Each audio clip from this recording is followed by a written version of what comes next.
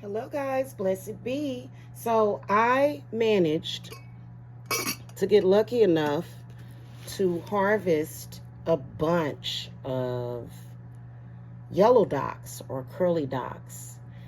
They just all of a sudden sprouted up in my yard.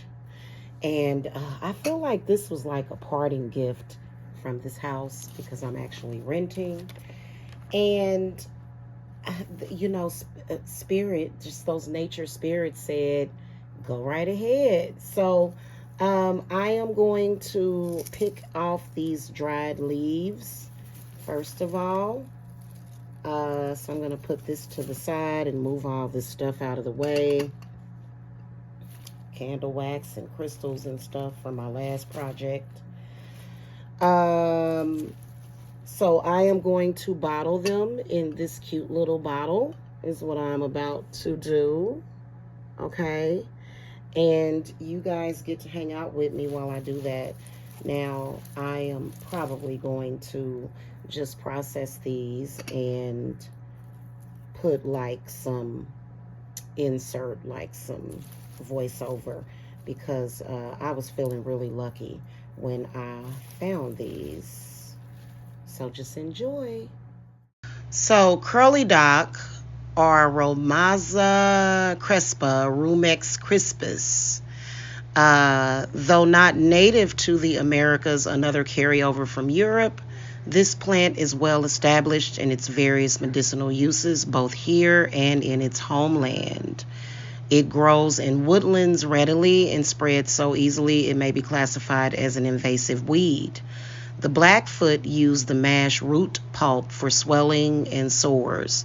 The Cherokee took an infusion of the root for dysentery, constipation, lung hemorrhage, blood conditions, and fluid imbalance. Used the juice of the root as a salve for skin problems, fed the beaten roots to horses with sick stomachs, rubbed the leaves in the mouth for sore throat, applied a wet poultice of the pounded dried root to wounds and sores, ate the inner stems and leaves, and extracted a yellow dye by boiling the aerial plant. The Chippewa applied a poultice of the dried, pounded root to ulcers, swellings, cuts, and itches. The Choctaw boiled the wounded, dried roots to yield a yellow dye. The Cocoa ate the seeds. The Ohlone used the decoction of the plant for urinary problems and ate the leaves and seeds. The Dakota applied a poultice of the crushed green leaves to boils to draw out the pus. The Delaware used the root as a blood purifier and jaundice. The Iroquois, Iroquois,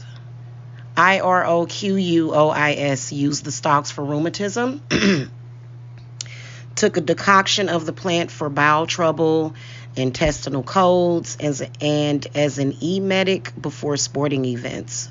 Took a decoction of the root for intestinal colds, cramps, upset stomach, abdominal pains, and to encourage pregnancy, and made a poultice to apply for swelling and pain caused by yellow fever. A decoction of the plant was also used as a wash for the face, hands, and clothes as love medicine. The Kaiwaisu made a porridge from the seeds and roasted the stems and ate the inner pulp. The Mimac used an infusion of the roots as a purgative. The Mohegans ate the cooked leaves to purify the blood and made a tonic from the roots. The Navajo used the whole plant as a ceremonial emetic, used it for fainting, dusted the dried powdered leaves on sores, and used a cold infusion of the leaf as a wash for mouth sores. The Ojibwa consumed the boiled seeds for diarrhea, used the root to close and heal cuts, smoked the seeds with kinnikinnick to lure game, and applied a poultice of the crushed root to sores and abrasions. The Paiute applied a poultice of the pulped root to rheumatic pains and swellings, as well as burns and bruises, and took a decoction of the roots or ate the peeled raw roots for stomach disorders and venereal disease. I cannot pronounce this. NLAKAPAMUX use the plant as a cough medicine. The Yavapai or Yavapai placed a fresh or boiled root or swished with the decoction against a toothache. The Yuki wash sores with a leaf and seed decoction. The Zuni used as an infusion of the root for athlete's foot and applied a poultice of the powdered root to sores, rashes, and skin infections. And then dock leaves and stems make a healthful vegetable and are high in vitamin A and C as well as iron and potassium. They should always be boiled in a few changes of water and eat in moderation due to avoid consuming a large amount of oxalic acid. It says do not consume if you are breastfeeding or prone to kidney or bladder stones.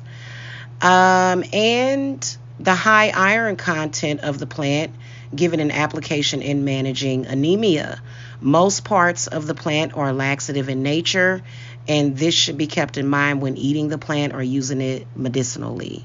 It is best used externally and tends to be soothing for skin conditions, especially ones causing itching.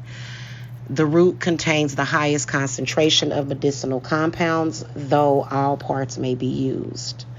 Dock brings love, luck, peace, and transformation. And it could be associated with the gods Lannis and Mercurius. It has an element of earth and the astrological sign Pisces and the sun.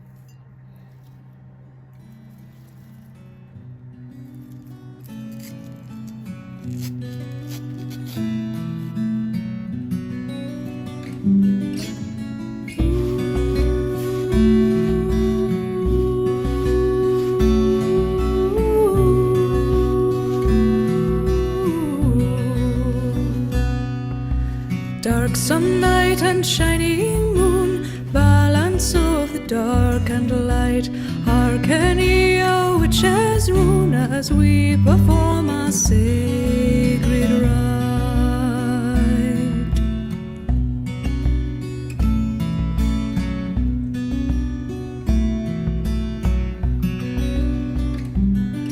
By earth and water. All right, so guys, this is actually plenty. This is a lot. That's probably like maybe a few ounces, 4 ounces. Pretty good, okay? So, ooh, there's a spider. Look at what came to visit us, okay? I knew I wasn't going to get away with this without having something. All right, so I knew that something would pop out of here, and I'm just going to pay attention. All right, it wasn't a spider. It was like some kind of weird looking bug. So what I'm going to do is keep some of them on the stems just so that it'll look very neat and kind of decorative a little bit. And hopefully we don't have another visitor that pops out because this show was on there. And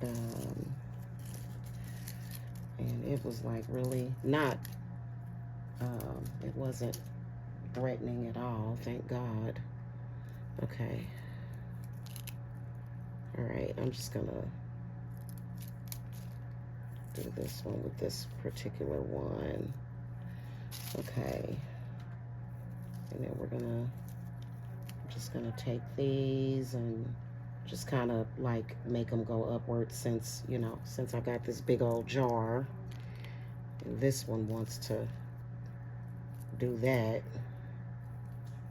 Okay, and I'm just gonna cut them.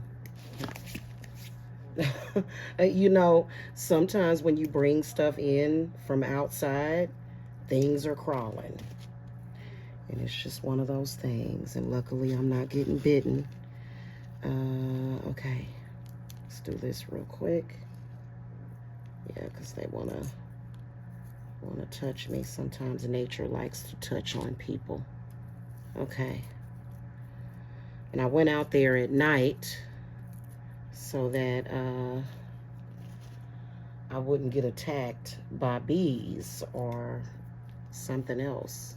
There was like a huge it looked like a manly looking something that was out there flying around. Oh, goodness. Okay. Stick that down in there. I'm trying to shorten them a little bit, the ones that I'm gonna like decoratively. Okay, and I'm gonna cut the bottom of this one.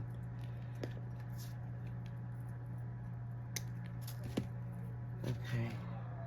All right, and then we have this last one, and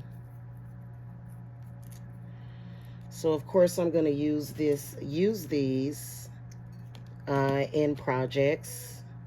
Of course, they can be used for money, protection, and then whatever else magical correspondences or however you connect with it, honestly. But I just thought that was so amazing. I'm going to miss this house. I'm just renting. So, you know. But apparently, whoever owned this house must have, or either maybe it just grew wild here at some point. And of course, you know, the city likes for these things to be cut down because they're just considered to be weeds. And they're considered to be kind of a nuisance, but we know that they're not. This is the first time I have ever seen these growing here. I had never, and so I can't remember, rather. I don't believe that there's been any here of these yellow docks here. And so I think that happens for a reason whenever something like that happens, because I rolled up like a few days ago, and I looked, I said, what is that? And I said, huh. Looked it up, and lo and behold, curly docks, or AKA yellow docks. All right, so got a last little inspection. I'm pretty sure that there's no spiders or anything in there.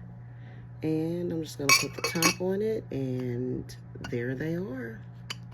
I hope that you guys enjoyed this. Blessings. Bye.